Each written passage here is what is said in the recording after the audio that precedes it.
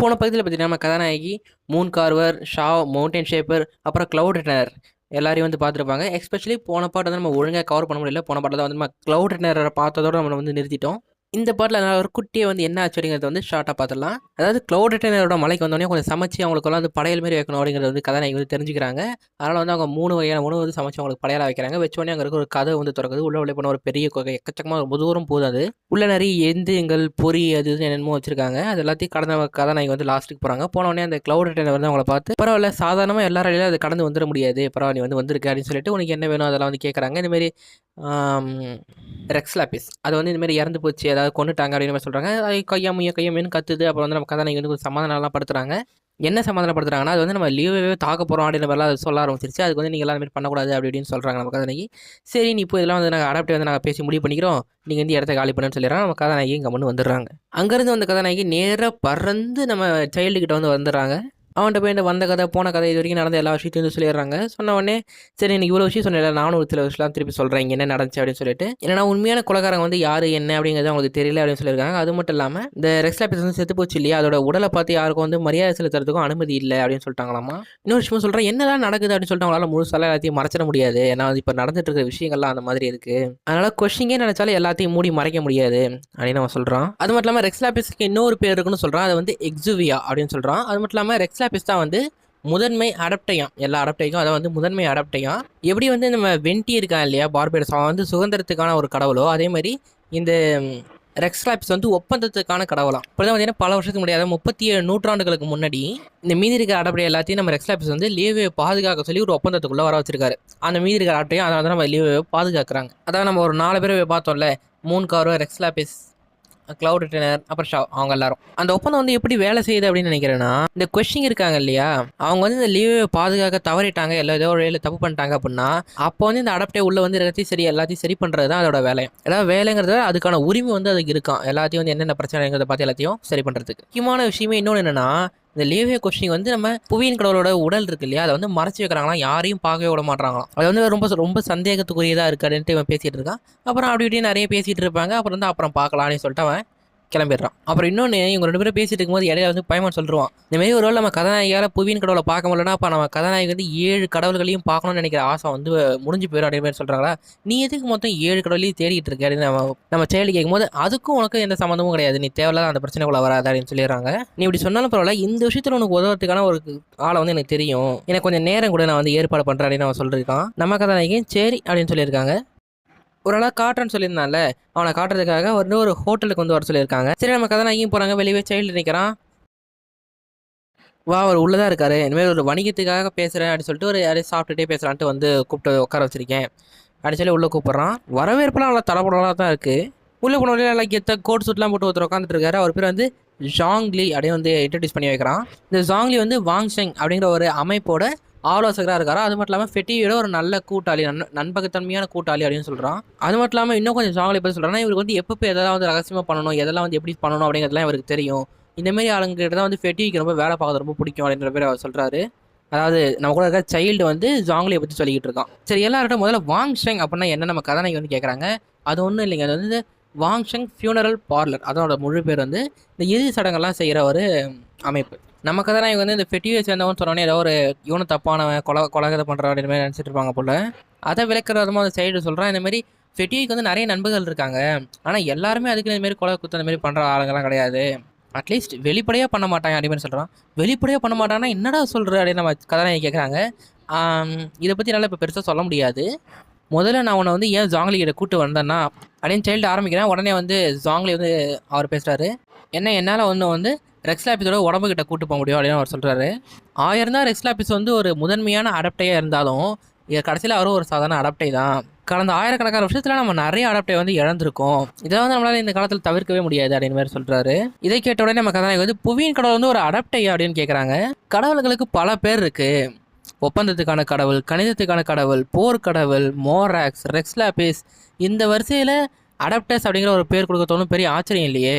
அடாப்டிவோட காலம்லாம் இப்போ வந்து முடிவுக்கு வந்துட்டு இருக்கு, இப்போ வந்து முழுக்க முழுக்க மக்களுடைய காலம் தான் வந்து வந்துகிட்டு இருக்கு அப்படிமே சொல்றாரு. என்னடா காலம் முடியுதுங்கிறான், எனக்கு ஒன்றும் புரியலையடா அம்பி அப்படின்னு கேட்டிங்கன்னா, ஒன்றும் இல்லைங்க, லேவே ஆரம்பிச்சு இதோட கிட்டத்தட்ட 3700 வருஷமாக வந்து ஒரு கடவுளுடைய கீழே தான் அது இருக்குது. இப்போ ரெக்ஸ்லா போய் சொல்கிறதா நீங்கள் வருஷம் ஃபுல்லாக பண்ணுவாங்க. அந்த மாதிரி அவரோட கட்டுப்பாட்டில் அவருடைய பாதுகாப்புலேயே தான் இருக்குது. இப்போ வந்து மக்களே வந்து அவங்களுடைய வேலையை பார்த்துக்கணும், அவங்களாலே பாதுகாக்கணும் அப்படிங்கிற மாதிரி அவர் சொல்கிறாரு. அப்படியே மேற்கொண்டு ஷாங்லேயே வந்து கண்டினியூ பண்ணுறாரு. இதுக்கு முன்னாடிலாம் லியோவேல வந்து யாராவது இந்த மாரி அடாப்டர்ஸ் வந்து இறந்து போயிட்டாங்கன்னா அவங்களுக்கு வந்து நிறைய ஒரு மரியாதைலாம் செலுத்தி அப்படி இப்படின்னு பண்ணி அது ஒரு பெரிய நினைவாக வந்து மாற்றி அதை வந்து கொண்டாடுவாங்களாம். ஐயோ கொண்டாடுவாங்க இல்லைங்க, வழி அனுப்புவாங்க. ஆனால் இந்த தடவை லியோவே குஷிங் வந்து இன்னும் அதை செய்யறதுக்கான எந்த ஒரு முடிவுமே அவங்க இன்னும் எடுக்கலை, எந்த ஒரு விஷயத்தோட செய்யறதுக்கு ஆரம்பிக்கல அப்படிங்கிற மாதிரி அவர் சொல்கிறாரு. ரெக்ஸ் லேபிஸ்ன்ற அந்த ஒரு அடாப்டே வந்து இறந்து போனது எவ்வளோ பெரிய விஷயம். ஆனால் வந்து அதுக்கு இறுதியாக அப்புறம் அந்த இறுதி சடங்குல வந்து நடக்கிறது வந்து யாருக்குமே தெரியல, யாருமே அதை கலந்துக்கலாம். அது எவ்வளோ பெரிய ஒரு வருத்தத்தக்கக்கூடிய ஒரு விஷயம் அப்படிங்கிற அவர் சொல்கிறாரு. உன்னை பற்றி சைல்டு என்கிட்ட நிறைய சொல்லியிருக்கான். உன்னால எனக்கு புவியின் கடவுளோட இறுதி சடங்கு செய்யறதுல உதவ முடியுமா அப்படின்னு நம்ம கதாநாயகி பார்த்து கேட்காது. நம்ம கதாநாயகியும் டிங்கு டிங்குன்னு மண்டையாட்டுறாங்க. உடனே சைல்டும் சாங்லையும் சொல்கிறாங்க, நீ நல்ல முடிவு தான் எடுத்திருக்க. நீங்களும் வந்து ரெக்ஸ் லேபிஸோட உடம்பை பார்க்காத எல்லாருக்கும் வந்து தடை பண்ணி வச்சிருக்கா. நீ அந்த 7 கடவுள்களையும் பார்க்கணுங்கிற ஆசை உனக்கு இருக்குது, அதை நீ நிறைவேற்றணும் அப்படின்னா இது மட்டும் தான் உனக்கு இருக்கிற ஒரே ஒரு வழி அப்படின்னு 2 பேருமே சொல்கிறாங்க. பேசிட்டு ஓகே உனக்கு இதை பற்றி வேறு ஏதாவது இன்னும் பேசணும் அப்படின்னா வா நம்ம நடந்துக்கிட்டே பேசலான்ட்டு ஜாங்கலி கூப்பிட்றாரு. சரி நம்ம கதாநாயகம் அவங்க கூட போகிறாங்க. வெளியே வந்தோடனே ஜாங்கலி நம்ம கதாநாயகி பார்த்து முதல் கேள்வி என்ன கேட்குறேன்னா, நீ இதுக்கு முன்னாடி இந்த இடத்துல வந்து கடவுளே கிடையாது, அதாவது மாஸ்டரை சொல்கிறாங்க. ஆனால் இந்த இடத்துல வந்து கடவுள் அடாப்டேன்னு நிறைய பேரும் சுற்றி இருக்காங்க, நீ எப்படி உணர்ற, என்ன தோணுது உனக்குன்னு கேட்குறாங்க. நம்ம கதாநாயகி வந்து அங்கே விட இங்கே லியோ வந்து நல்லா தான் இருக்கு அப்படின்னு சொல்கிறாங்க.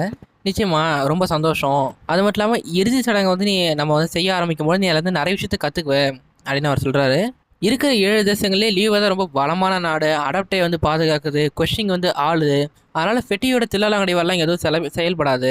அது மட்டும் இல்லாமல் கொஷிங்கை சேர்ந்த நம்ம நிங்குவாங்க இருக்காங்க இல்லையா, அவங்க வந்து ஃபெட்டியோக்கு எதிராக எப்பவுமே வந்து ஒரு கண்ணு வச்சுக்கிட்டே இருப்பாங்களாமா. அவங்க என்ன பண்ணுறாங்க இது பண்ணுறாங்க நம்ம பாதுகாப்பாக இருக்கணுன்ற மாதிரி. இந்த காரணங்களால் நம்ம சைல்டு இருக்கார் இல்லையா, அவர் வந்து ஃபெட்டியோட பேரை பிரயோகப்படுத்தாமல் ஜாங்லியல்னா வந்து இந்த வாங்ஷுங் ஃபியூனரல் பார்லர் இந்த பேரை பிரயோகப்படுத்தி அவர் எதுக்காவது உள்ள நுழைய வாய்ப்பு இருக்குது அப்படிங்கிற மாதிரி சொல்கிறாரு. ஏன்னா சைல்டு வந்து ஒரு ஃபெட்டியை சேர்ந்தவன் அப்படிங்கிறதுனால நிச்சயமாக வந்து அவன் என்ன சொன்னாலும் யாரும் சீக்கிரம் நம்பவோ மாட்டாங்க, அவன் நல்லவனும் ஏற்றுக்க மாட்டாங்க. சரி அவன் அந்த இடத்துக்கு வந்து அப்படி என்ன தான் பண்ண போகிறான் அப்படின்ற மாதிரி பையன் கேட்குறா. அதுக்கு அவர் சொல்கிறாரு, எனக்கு தெரியாது, நான் தெரிஞ்சுக்கவும் விரும்பலை. என்னை பொறுத்த வரைக்கும் ஃபெட்டியை வந்து சும்மா ஒரு கொஞ்சம் பணம் தர ஆளுங்க மட்டும்தான், அதாவது பண உதவி பண்ணுற ஒரு ஆளுங்க மட்டும்தான். எனக்கு லியோவோட பாரம்பரியத்தை கரெக்டாக காப்பாற்றி செஞ்சாலே போதும் அப்படின்னு சொல்கிறாரு. சைல்டு வந்து ஏற்கனவே முன்பணம் கொடுத்துருக்கான், ஒரு வேளை நீ இது எல்லாத்தையும் செலவு பண்ணிட்டேன்னா மறுபடியும் நீ அவன்கிட்ட போய் வேணா பணம் வந்தால் கேட்டு வாங்கிக்கலாம் அப்படின்னு சொல்கிறாரு. இவ்வளோ பணத்தை வாரி இறக்கிறாங்கன்னா ஃபெட்டி என்ன திட்டத்தோடு இருக்கானுங்கன்னு தெரியலையே. சரி நம்ம பார்க்க தானே போகிறோம், வா நம்ம போய் தேவையான பொருள்லாம் வாங்கலாம். முதல்ல வந்து நாக்டிலுக்கஸ் ஜேடு அப்படிங்கிற ஒரு பொருள் வந்து வாங்க போகிறாங்க. அதுவும் வந்து கடவுளுக்கு கொடுக்குற அளவுக்கு ஒரு தகுதியானதாக இருக்கணுமா. இந்த பொருள் வாங்கறதுல ரொம்ப ரொம்ப லென்த்தியாக இருக்குது. நானும் எக்கச்சக்கமாக அதுக்கு வீடியோ எடுத்து வச்சிருக்கேன், என் ஃபோன் நிறைய ஸ்டோரேஜ் தான் பிடிச்சிருக்கு. நம்ம ஆனால் அதை வந்து ஷார்ட்டாக பார்த்தல, ஏன்னா அது ரொம்ப முக்கியமான பொருள் விஷயம்லாம் எதுவுமே கிடையாது. நம்ம வந்து அந்த பொருளோட பேர் அது இது மட்டும் பார்த்து டக்குன்னு போயிடலாம். முதல்ல ஒரு கடைக்கு வந்திருக்காங்க இந்த நாக்டிலுக்கஸ் ஜேடை வாங்கிறதுக்காக. நம்ம ஜாங்லி வந்து நல்ல நல்ல தரமான பொருளை பார்த்து எடுத்து போடுங்க அப்படின்னு கேட்டு வாங்குறாரு. எல்லாம் நல்ல தரமான பொருள் தான், டாப் குவாலிட்டியில் இருக்குன்னு அந்த கடைக்காரர் சொல்லிட்டு இருக்காரு. நம்ம கதாநாயகி வந்து அதை எப்படி பார்த்து வாங்குறதுன்னு தெரில அப்படிங்கிறதுனால ஜாங்லி கிட்ட கேட்குறாரு எது வாங்கலான்ட்டு. எல்லாத்தையும் வாங்கிடலாம் அப்படின்னு அவர் சொல்கிறாரு. எல்லாத்தையும் சரி சரி உடனே அவர் விற்க பார்க்குறதுக்கு இருங்க நான் வந்து பேசிட்டு வந்துன்னு சொல்கிற நம்ம கதாநாயகி அவ்வளோ ஓரமாக கூட்டு போயிட்டு எதுக்கு எல்லாத்தையும் நம்ம வாங்கணும், நமக்கு வேண்டியது ஒன்று தானே, ஒன்று மட்டும் வாங்கலாம் சொல்லிட்டு இருக்கும்பொழுது சரி நம்ம கொஞ்சம் சம்மந்தமே சில விஷயத்தெல்லாம் பேசிக்கிட்டு இருப்பாங்க. அப்புறம் வந்து அதோட தரத்தை எப்படி சோதிக்கிறது அப்படின்னு சொல்லிட்டு நம்ம ஜாங்கலி சொல்லுவார். என்னென்னா ஒரு பாத்திரத்தில் போட்டு நல்லா அதிகமாக வெப்பமாக சூடு பண்ணும் பொழுது எது வந்து நல்லா பளபளன்னு மின்னுதோ வந்து அதுதான் போட்டு நல்லா தரமான பொருள் அப்படின்னு சொல்கிறாரு. உடனே இந்த கடைக்காரர்கிட்ட போய் நல்லா கெஞ்சி கூத்தாடி தயவு செய்து கொடுறான்னு சொல்லிட்டு ஒரு கொஞ்சம் சாம்பிள் பீஸ் வந்து வாங்கிட்டு வந்திருப்பாங்க. அவனும் ரொம்ப குட்டி குட்டியாக அரிசி மணி மாதிரி வெட்டி போட்டிருப்பான். சொன்ன மாதிரியே அதை வேக வைக்கும் போது ஒன்றே ஒரு மட்டும் நல்லா பளிச்சுன்னு வந்து லைட் அடிச்சிருக்கும், அதான் லைட் அடிச்சதில்ல பளபளன்னு மின்னி இருக்கும். ஸோ அப்படின்னா அந்த கல்லை மட்டும் வாங்கிக்கலாம் அப்படின்னு அவங்க வந்து முடிவெடுக்கிறாங்க. அதாவது எப்படின்னா அந்த பெரிய பெரிய அந்த கல்லெல்லாம் இருக்குல்ல, அதில் இருக்கிற ஒரு குட்டி குட்டி பீஸை மட்டும் லைட்டாக உடச்சி கொடுக்குறது. அந்த மாதிரி உடச்சி அந்த பீஸ் தான் வந்து இப்போ போட்டு பார்க்குறாங்க. ஓகே அது என்ன பீஸுன்றதை பார்த்துக்கிட்டு இப்போ அந்த பீஸை போய் அவங்க வாங்க போகிறாங்க. அந்த தரத்தில் வந்து ஒரு பாக்ஸ் வந்து வாங்கிக்கிறாங்க.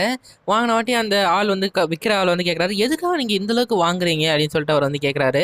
அதுக்கு வந்து இந்தமாரி ஒரு சடங்குக்காக வாங்குறோம் அப்படின்னு சொல்லும்போது ஓ அதுக்காக எக்ஸ்ட்ரா பீஸ்க்காகன்னா நான் வேணால் அது வந்து உங்களுக்கு பாதி வேலையில் வந்து தரவா, நான் என்னால் பெருசாக எதுவும் பண்ண முடியாது அப்படின்னு அவர் சொல்கிறாரு. அதாவது கடவுளுக்கு ஏதாவது நான் அவர் வந்து பண்ணணும்னு நினைக்கிறாரு, நான் வந்து பாதி வேலையில் தரேன் அப்படின்னு சொல்கிறாரு. இல்லை நீங்கள் அதெல்லாம் எதுவும் பண்ண தேவையில்லை, நாங்கள் வந்து முழு வேலையை கொடுக்குறோன்னு சொல்லிட்டு சொல்கிறாங்க. ஆனால் அவர் பெருசாக கேட்குற மாதிரி தெரில. சரி அந்த பொட்டி எடுத்து வைக்கலாம்லான்ட்டு ஜாங்கலி சொல்கிறாரு. இரு அவர் வந்து பாதி வேலை தான் கொடுக்க சொல்லி சொன்னார், அவர் வந்து மொத்தமாக காசை தரவனாலாம் எதுவும் சொல்லலை, அவர் காசு கூடன்னு சொல்லும்போது தரலாம் ஆனால் நான் எடுத்துக்கிட்டே வரலையே அப்படின்னு ஜாங்கலி சொல்கிறாரு. எது பொருளை வாங்க வந்துட்டு காசை எடுத்துகிட்டு வரலையா, யாரா நீ அப்படின்னு நம்ம கதனாய் கேட்குறாங்க. சுத்தமாக காசை எடுத்துகிட்டு வராமல் தான் கடையில் இருக்கிற எல்லாத்தையும் வாங்கிக்கலான்ற மாதிரிலாம் பேசிகிட்டு இருந்தேன் நீ அப்படின்னு கேட்குறாங்க. காசை கொடுத்தோடனே ஜாங்கலி சொல்கிறாரு, சரிவா இதை எடுத்து நம்ம யூஜின் டெரஸ்க்கு போகலாம், அங்கே தான் வந்து விழாவை நடத்த போகிறோம், அதாவது சடங்கு நடத்த போகிறோம் அப்படின்னு சொல்கிறாங்க. வாயிலாம் பேசு, காசு மட்டும் 10 பைசா எடுத்துகிட்டு வராது அப்படின்னு பைமன் சொல்கிறான். நம்ம கதாநாயகி அடுத்த வரும்போது கொஞ்சமாவது காசு எடுத்துகிட்டு வாங்க, என்னதான் சைல்டு இருந்தாலும் கொஞ்சம் எமர்ஜென்சிக்கு தேவைன்னா தேவைப்படும் அப்படின்னு மாதிரி சொல்கிறாங்க. ஓகே மக்களே, அடுத்த தடவை கையில் ஜாங்கலி காசு எடுத்துகிட்டு வருவாரா இல்லையான்னு பார்க்கலாம். இன்னும் சடங்கு நடக்கிறது என்னென்ன பொருள்லாம் தேவை, எல்லாம் இப்போ எப்படியெல்லாம் வாங்குறாங்க, அந்த விழா வந்து எப்படி நடந்து போச்சு அப்படின்றது எல்லாத்தையும் நம்ம வந்து அடுத்தடுத்த வீடியோவில் பார்க்கலாம். இந்த வீடியோக்கு உங்களுக்கு விருப்பம் இருந்தால் உங்களோட ஆதரவுகளை தெரிவிக்கலாம். டைம் ஆச்சு, கிளம்பணும். பாய்.